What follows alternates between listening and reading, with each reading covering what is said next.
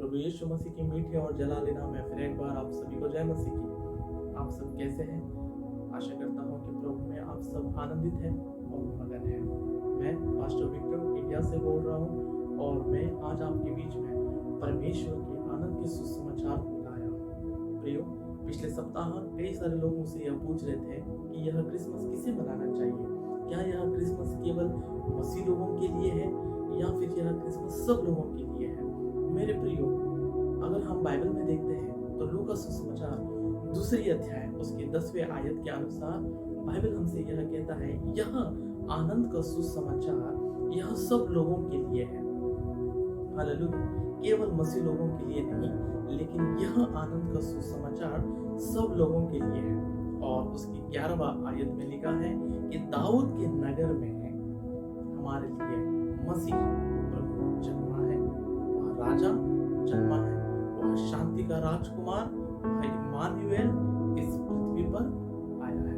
Hallelujah, यह Christmas केवल मसीह लोगों के लिए नहीं है, यह क्रिसमस केवल यहूदियों के लिए या केवल इस्राएलियों के लिए नहीं है, यह क्रिसमस विश्व भर के सभी लोगों के लिए है। क्रिसमस यानी मसीह की आराधना करना, और मसीह की आराधना केवल 25 दिसंबर को ही नहीं मनाई जाती है। मसीह की आराधना हम 365 दिन और 24/7 हम मसीह की आराधना करते हैं, उस वचन को ग्रहण करते हैं। क्रिसमस तभी हम मना सकते हैं जब हम आए हुए ज्योति को हम ग्रहण करते हैं। हालेलुया, हम क्रिसमस तभी मना सकते हैं जब हम आए हुए जीवन को हम पहचान सकते हैं। मेरे प्रियो, अगर हम आए हुए वचन को, जो वचन देहधारी होकर हमारे बीच में निवास करने आया, उस वचन को अगर हम ग्रहण नहीं कर पाएंगे, अगर अंधकार में उजाले देने वाली उस ज्योति को, उस मार्ग को अगर हम पहचान नहीं पाएंगे, तो वह क्रिसमस हमारे कोई फायदे के नहीं होगा। मेरे प्रियो, क्रिसमस मनाना है तो क्रिसमस मनाइएगा।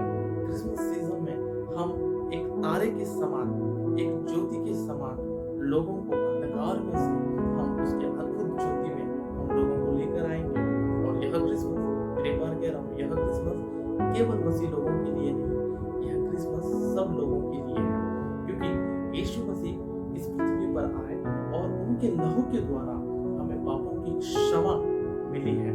हमने मन फिराया और हमें पापों की क्षमा केवल मसीह के लहू से ही हमें मिली है। इसलिए लूका सुसमाचार उसके 24वें अध्याय उसके 47वें वचन में बाइबल हमसे यह कहता है कि अगर हमें मन फिराना है, सब जातियों में मन फिराने का और पापों की क्षमा का प्रचार केवल यीशु मसीह के नाम के द्वारा ही होगा। हालेलुया, अगर हमारी पापों की क्षमा हमें चाहिए, अगर हमें मन फिराना है, तो फिर हमारा विश्वास केवल यीशु मसीह के अंदर होना चाहिए। हालेलुया, अगर मसीह पुनरुत्थान ही नहीं होते तो हमारा विश्वास भी व्यर्थ होगा। हालेलुया, जो वचन हमारे बीच में आया, उसके लहू के द्वारा हमें पापों की क्षमा मिली है और हम धर्मी ठहराए गए। इससे बड़ी आनंद का सुसमाचार हमारे जीवन में क्या हो सकता है? मेरे प्रियो, आशा करता हूँ कि इस क्रिसमस के सीजन में आप सभी क्रिसमस की तैयारी में लगे होंगे, लेकिन क्या आपने अभी तक वचन को ग्रहण नहीं किया है? तो वचन को ग्रहण करना शुरुआत कीजिएगा। ज्योति में नहीं है और ज्योति को पहचान नहीं पा रहे हैं, तो याद रखिएगा, वह ज्योति तो आ चुकी है, वह अंधकार में चमक रही है, लेकिन वो अंधकार उसे ग्रहण नहीं कर पा रहे हैं। अगर आपकी आंखें बंद है और आप ज्योति को, वचन को ग्रहण नहीं कर पा रहे हो, बस अंधकार में क्रिसमस की तैयारी में लगे हो, तो वो क्रिसमस आपके लिए फायदे का नहीं होगा। मेरे प्रियो, आशा करता हूँ कि आप सब वचन को ग्रहण करेंगे, उस ज्योति को पहचानने लगेंगे और जो वचन देहधारी बनकर हमारे बीच में आया, उसके नाम की हम महिमा जरूर करेंगे, उसकी आराधना करेंगे और एक तारे के समान लोगों को हम परमेश्वर के राज्य के लिए